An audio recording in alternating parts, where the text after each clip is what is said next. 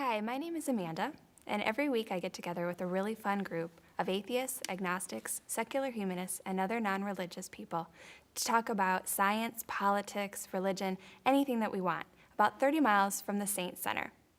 I myself am a secular humanist, which is a philosophy that believes that humans can evolve and grow and take care of each other with science and logic without any supernatural interference.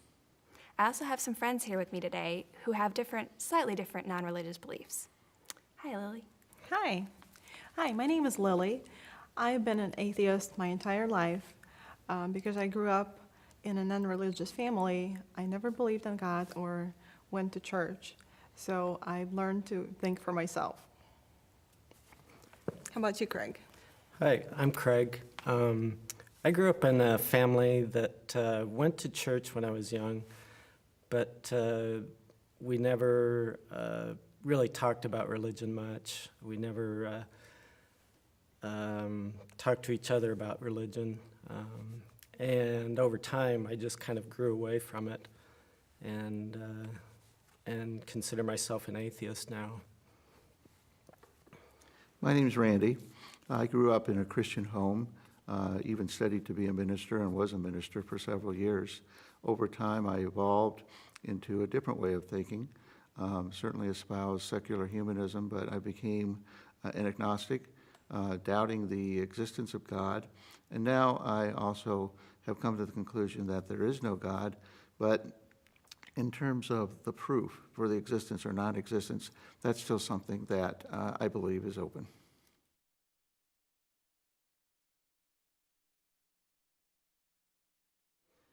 Well, I think that people think of atheists as immoral people. That's one of the biggest misconceptions.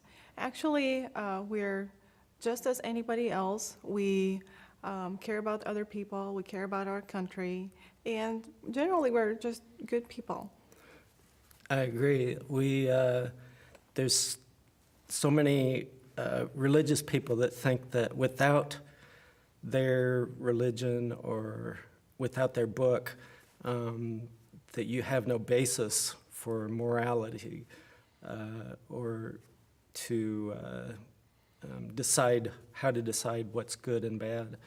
I don't think that's correct. I think that through learning and experience, we learn what is right and wrong. I would agree that we look upon morality not from a tradition or a biblical or a religious point of view, but we try and do what's right because it's right and because we've been able to use critical thinking and reason and logic. But I would add that atheists are just like anyone else. People might be surprised that in their family there are people who don't believe or who have different points of view. And we go to work and we have our families and we live our lives and, as mentioned, are good citizens. And so really we want to try to dispel the stereotyping and the stigmas that sometimes are placed upon atheists and agnostics and non-believers. I think that's very true. I think Mark Twain once said, atheists are good for nothing, in meaning that we do charitable works, we help each other out, not for any fear of a retribution from a God or because we expect to gain anything out of it, but just because we're human beings and we want to help each other out. And I think that Randy's right. I believe that there's more than 15% of U.S. citizens consider themselves non-religious, and that's a very significant minority. Your sister, your brother, your cousin, your aunt, your uncle, your coworker, anybody could be an atheist, but because we looked just like everybody else, we're the easiest minority to hide. And it's very hard sometimes for atheists to make themselves known because in a country that's very religious and very outspoken about how religious it is, atheists can feel very intimidated about coming forth because sometimes you very much feel like a villain.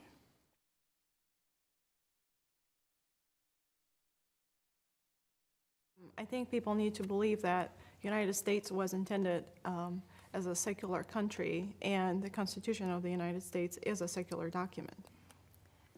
I think one of the things that so many people have a problem with is how strong we fight to keep religion out of the public sphere.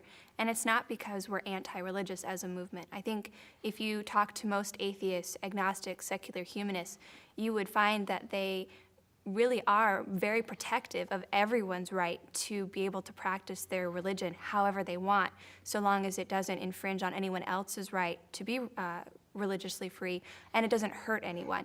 But in order to protect everyone's right to have that religious freedom, including our rights to not have any religion, you have to keep religion completely out of government.